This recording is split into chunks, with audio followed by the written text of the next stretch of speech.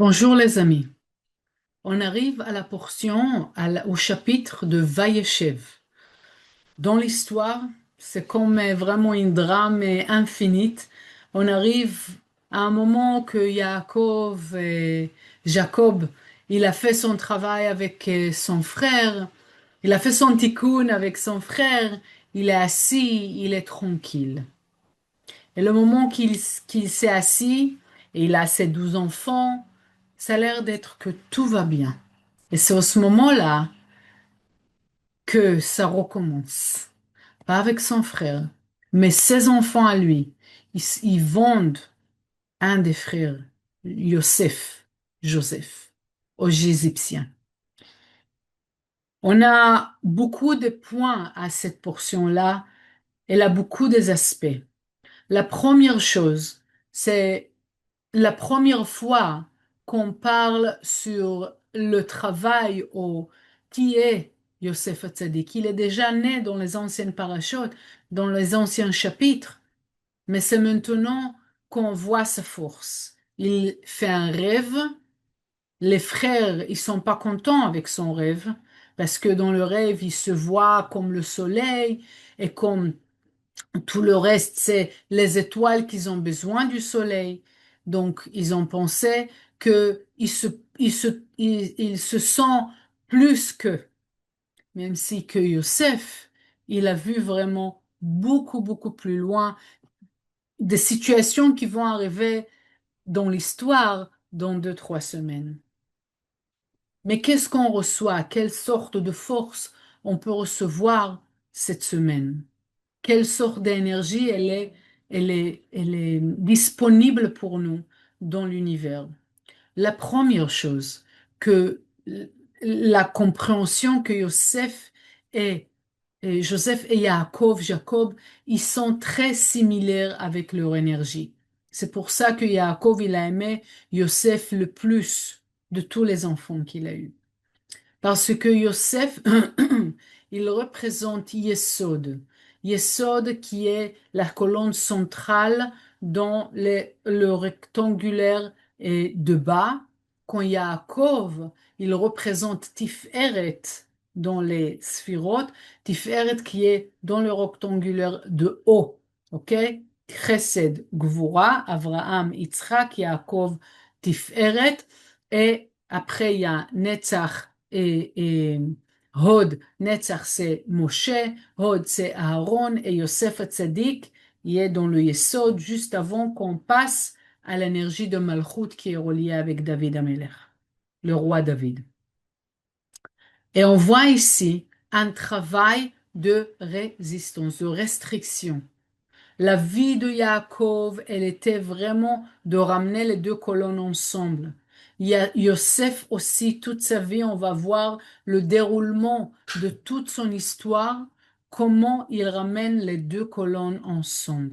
Il y a toute sa vie, c'est la résistance totale. C'est grâce à ça qu'il a gagné le nom d'un sage, Yosef Hatzadik, Joseph le sage. C'est grâce à ça qu'il est devenu le canal de la sphira de Yesod, qui est vraiment la sphira qui ramène toute l'énergie infinie à ce monde physique, toute l'abondance à ce monde physique. Donc en fait, on a un voyage parallèle, le voyage de l'âme et le voyage du corps.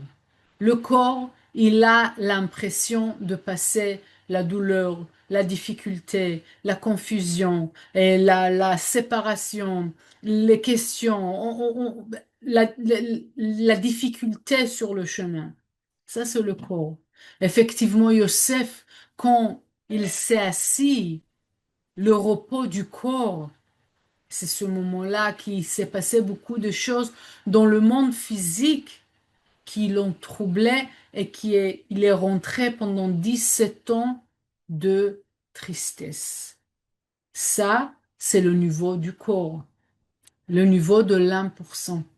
Dans l'1%, on a des passages qui sont pas évidents et on a des passages difficiles. On a des passages des fois, on peut pas s'imaginer. Mais parallèle à ça, il y a le voyage de l'âme. Et l'âme, pour elle, tout est parfait.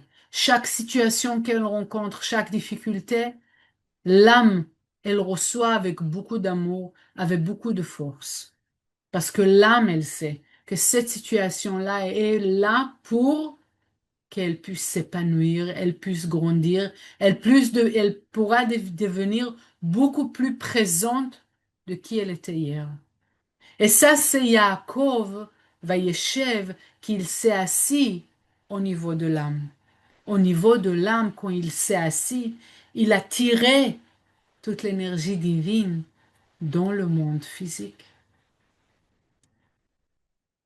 Dans cette portion-là, on a cette dualité. D'un côté, dans le Zohar, il nous écrit l'adversaire, le Satan, l'adversaire, il créait des situations, des drames et des pièces de théâtre parfaits pour qu'on arrive à croire. C'est pas des pièces de théâtre, c'est vraiment un film de 4D. Oui, que on arrive à croire que ça arrive vraiment. Et on arrive à tomber dans le piège que c'est la réalité, que c'est la vérité. Mais parallèle à ça, grâce à notre âme, on n'oublie pas. On n'oublie pas que c'est un processus vers l'immortalité. Et c'est exactement pourquoi dans cette portion-là, on a aussi un passage dans le Zohar qui parle sur l'immortalité, de tirer cette énergie divine qui est là depuis la création et la ramener à la manifestation, de faire revivre chaque domaine de notre vie, chaque partie de notre corps, chaque relation qu'on a, chaque situation d'abondance qu'on a besoin.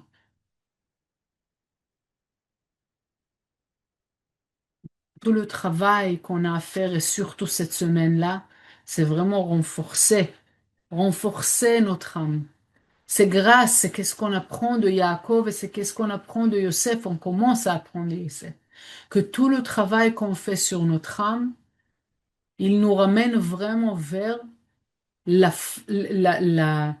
la possibilité de faire face à chaque situation, pas parce que la situation elle est négative, mais pour nous aider à vraiment obtenir cette manifestation de la totalité de la lumière éternelle, qui est relié complètement avec le travail qu'on est en train de faire, on va commencer à faire immédiatement après avec la force de Hanouka, avec la force de la fête de Hanouka, la fête de lumière.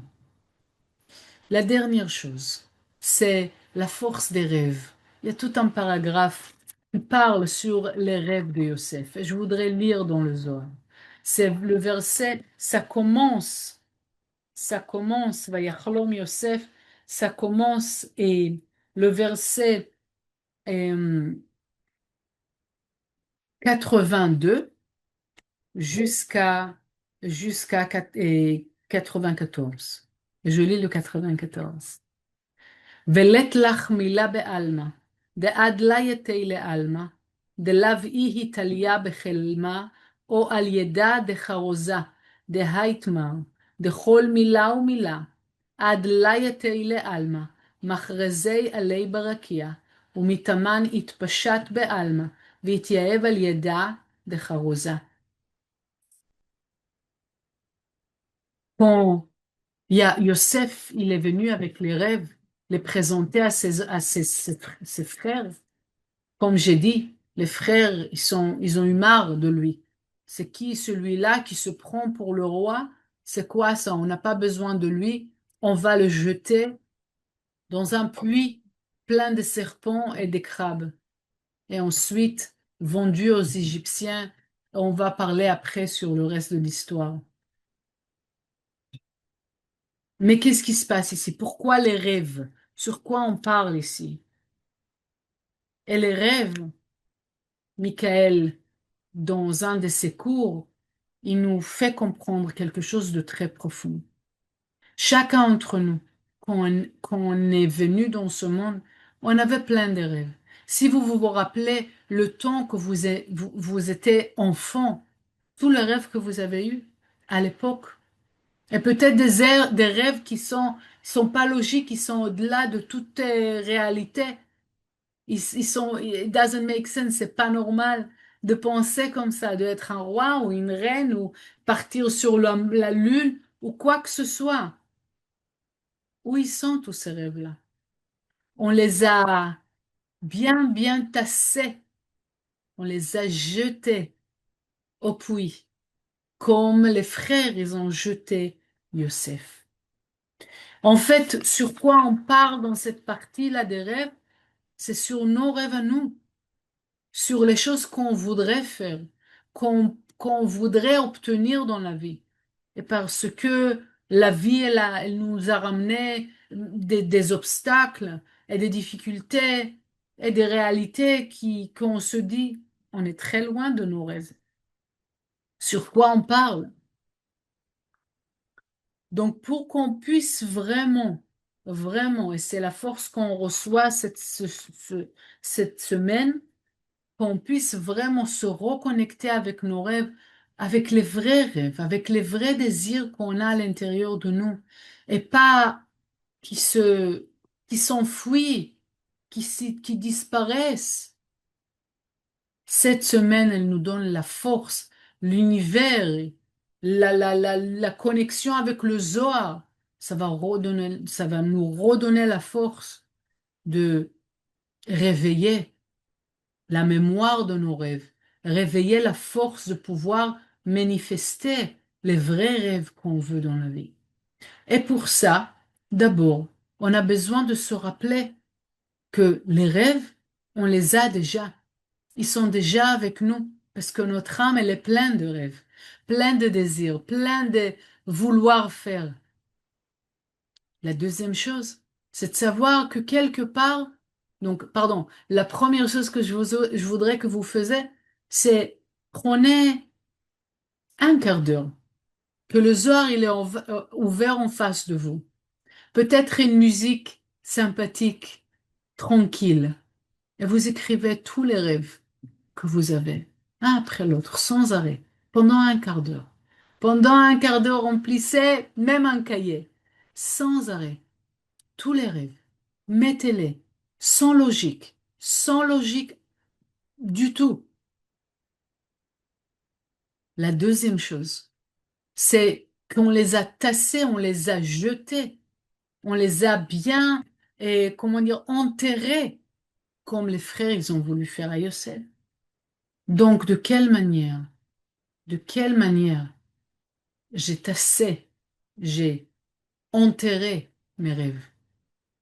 Le système de croyance, les gens autour de moi, je crois pas à moi-même, je suis très loin, c'est pas possible. Qu'est-ce qui s'est passé dans ma vie? Qu'est-ce qui s'est passé avec moi qu'à cause de ça, j'ai entassé mes rêves?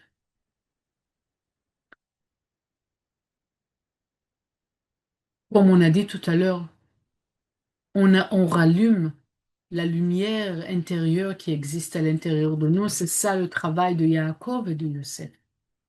Cette lumière, elle est là, elle rayonne, elle brille à l'intérieur de nous. La question, c'est qu'est-ce qu'on va faire avec ça? Ça veut dire, est-ce qu'on va la cacher? Est-ce qu'on va lui dire, ne grandis pas, reste là-bas? Ou est-ce que elle va devenir tellement forte qu'elle va exploser d'une manière vraiment adorable? Elle va allumer les cœurs des autres personnes. Le but, c'est effectivement que notre âme, elle rayonne, elle allume, comme les bougies de Hanouka, elle allume l'entourage. Et c'est dans cette semaine-là qu'on va recevoir la force d'allumer, de rallumer mon âme et de la permettre de vraiment grandir, être présente, pas seulement pour nous, mais pour notre entourage, parce qu'on est là pour allumer le monde. Chacun d'entre nous, on est là pour allumer le monde.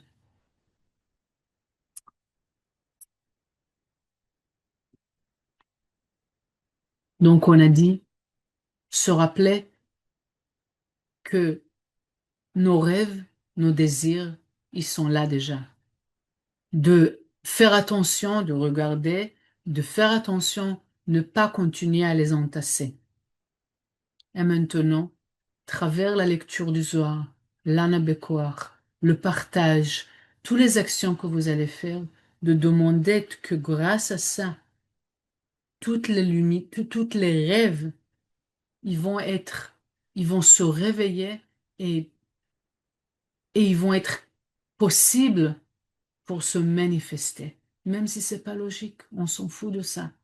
On s'en fout de la logique, c'est un mensonge de l'adversaire. Et la dernière chose, c'est vouloir. Vouloir avec toute la force. Comme quelqu'un, il veut détruire quelque chose, il a toute la force de il reçoit toute la force pour le faire. On veut utiliser ça pour le bien. Avoir un désir ardent, un désir immense de manifester la lumière des rêves qu'on a à l'intérieur de nous. C'est quoi les rêves en fait?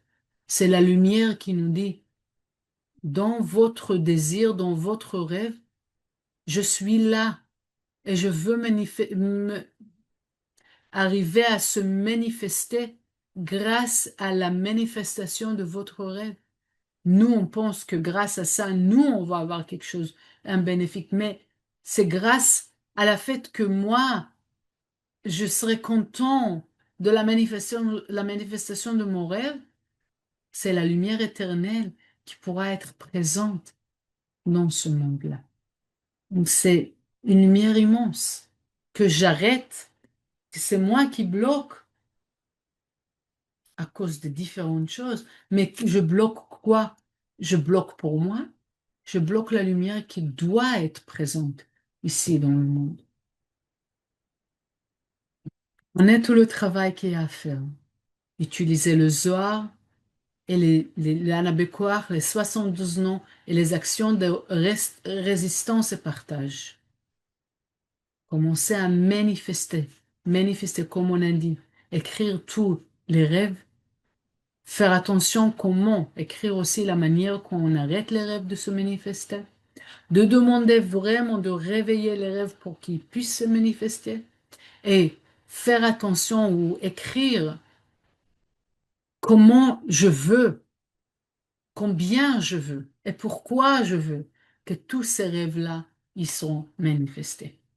Voilà, je vous souhaite vraiment une très bonne semaine, plein de Vayeshev, dans le sens de manifester une lumière énorme et les rêves que vous allez manifester dans votre vie.